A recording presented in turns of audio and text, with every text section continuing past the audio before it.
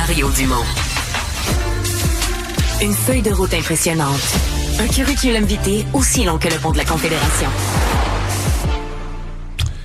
Isabelle, nouvelle série télé sur la reconstruction du CH. Oui, c'est 8 épisodes, reconstruction au cœur des Canadiens de Montréal. Donc, c'était pour la saison 2023-2024 où cette série nous donne accès finalement aux coulisses. On apprend à connaître quelques joueurs dans l'arrière-scène, si on peut le dire ainsi. On voit l'équipe marketing aussi, département des ventes. Bon, qu'est-ce qu'on fait? Certains trouvent que les billets sont trop chers. Quelle stratégie on peut adopter? Donc, c'est 8 épisodes qui nous permettent de voir un peu l'espèce de reconstruction du Canadien de Montréal. Et celui qui fait la narration en français, c'est Marc-André Grondin. Et on l'a avec nous ce matin. Merci beaucoup d'avoir accepté l'invitation. Merci à vous. Bon matin. Salut. Es-tu un fan du Canadien? Ben oui, je suis un fan du Canadien, là, mais c'est un peu cliché. Hein. Moi, je suis un Montréalais, fait que dès la tendre enfance, on te brainwash à aimer le Canadien. Mais tu sais, j'ai vécu quand même la dernière conquête de la Coupe Stanley. Ouais. Mais généralement, on va plus faire des documentaires comme ça, justement, là, quand on sent que le championnat est proche, parce qu'on veut être témoin de l'année qui va passer à l'histoire ou du moment de gloire. C'est plus rare qu'on va fouiller quand on est dans la cave, dans l'idée de la reconstruction, là. Oui, c'est vrai, mais moi, je trouve ça intéressant. Moi, je suis un grand fan de documentaires en général, puis beaucoup de documentaires sportifs, même si je suis pas un sportif dans l'âme, là. Je viens pas d'une famille sportive ou quoi que ce soit.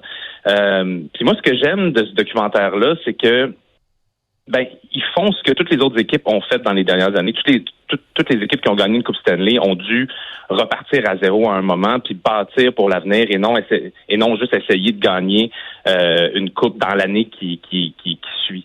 Puis ça fait en sorte que des équipes comme Tampa Bay, Chicago, tout ça, même les Pingouins de Pittsburgh il y a plus longtemps, ils sont installés comme une force dans la NHL, mais il a fallu qu'ils repartent à zéro. Puis là, nous, on a un documentaire qui documente ça, cette reconstruction-là, puis je me dis, dans 2, 3, 4, 5 ans, 7 ans, j'ai aucune idée, je suis pas spécialiste, ni devin, ils vont peut-être accéder à une finale et gagner la Coupe Stanley, puis nous, on va avoir été aux premières loges de cette reconstruction-là. On va avoir vu ces jeunes joueurs-là donner leur premier coup de patin dans la NHL, leur premier but, puis voir aussi la complexité pour l'organisation de faire des choix difficiles parfois qui sont pas populaires. Tu sais, c'est comme quand tu es à la mairie de Montréal puis tu décides de faire OK, là, il faut changer tous les aqueducs, tout le monde va chialer, c'est pas le fun, mais dans une couple d'années, on va être content. Je sais pas pourquoi tu penses à cet exemple-là.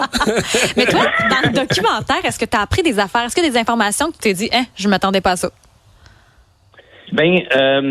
Tu sais, moi, premièrement, j'ai vu ce que les gens vont voir. Tu sais, j'ai pas eu accès à d'autres montages ou quoi que ce soit. Moi, j'arrivais pour faire la narration au moment où le montage était bouclé, terminé. Mais moi, ce que j'aime, c'est l'accès qu'on a au vestiaire, à l'équipe de coaching, au management, aux joueurs. C'est un accès qu'on n'a jamais eu, surtout à Montréal. Montréal, le Canadien, ça a été une organisation excessivement hermétique pendant, du soin que je me souvienne, là. Et là, ils ont ouvert les portes pour vrai.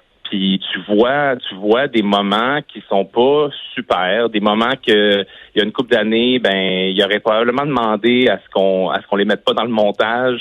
Mais là, ils ont été très honnêtes. Puis tu sais, dans les entrevues qu'il y a avec que ce soit avec France Margaret Bélanger, avec Jeff Molson, avec Martin Saint-Louis, ils posent quand même souvent des questions qui sont pas les questions auxquelles ils ont envie de répondre nécessairement. Alors, ils se prêtent au jeu réellement, tu sais. Puis ça, je trouve ça le fun.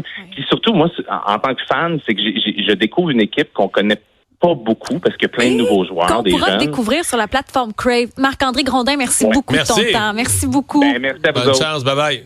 On va peut-être apprendre la différence entre un joueur de hockey puis jouer au hockey. Ça, c'est la ligne du jour d'hier de Martin Saint-Louis. Oui, le philosophe de Laval. Rapidement, Alex, il y a plusieurs choses qu'on surveille dans cette journée. Annonce de Pablo Rodriguez à 11h à Gatineau qui se lance officiellement dans la course à la direction du Parti libéral du Québec. Valérie Plante est à New York sous invitation du secrétaire général de l'ONU, Antonio Guterres.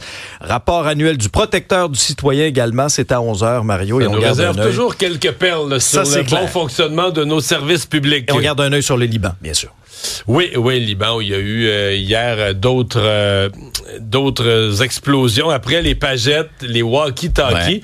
Ouais. Au total, en fait, il y a eu plus de morts par les walkie-talkies. T'as raison. 20 morts, 450 blessés. Et justement, les explosions de pagettes, on parlait de 12 victimes, 2800 blessés. Non, parce qu'il y a eu beaucoup plus de pagettes au total, exact. Mais moins de morts.